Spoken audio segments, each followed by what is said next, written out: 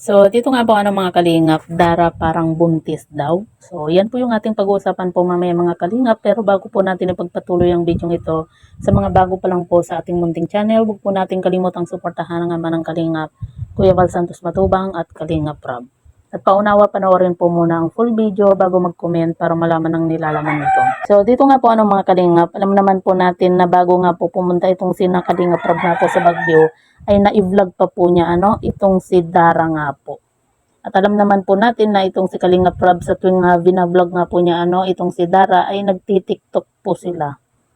At dito nga po mga kalingap ay napansin din po natin itong si Dara nga po na talagang tumaba na nga po at meron nga po tayong nabasa nga po mga kalingap na itong si Dara daw po ay parang buntis.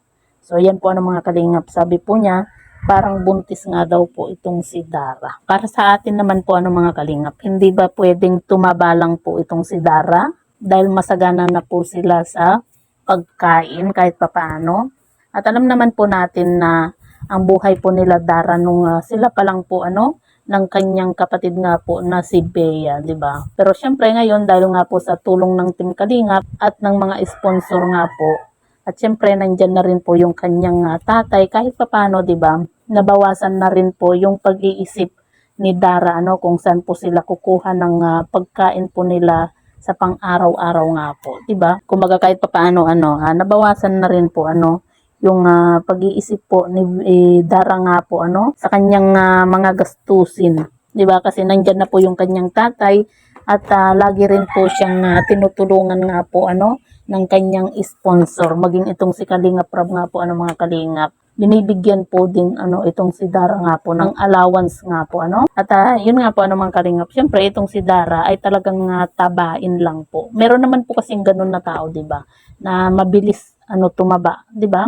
At ganun po itong si Dara. Kaya nakita po natin na talagang tumaba na nga po itong si Dara, pero hindi po ibig sabihin na parang buntis po itong si Dara nga po mga kalingap. Alam naman po natin na itong si Dara po ay talagang focus din po sa kanyang pag-aaral nga po. Kita nyo naman po 'di ba, kahit nung dalawa lang po sila ni Bea nga po nung hindi pa po sila natutulungan ng Team Kalingap, talagang nagpupursige po itong si Dara para makapag-aral po silang dalawa na magkapatid nga po kahit na sila lang pong dalawa, 'di ba? Eh sana wag po natin i-bash nga po itong si Dara kung tumaba man po ito. Kahit nga ako po mga kalingap 'di ba? Hindi naman po porket tumaba na tayo, lumaki yung tiyan natin. Kasi natural lang naman po 'yun, 'di ba?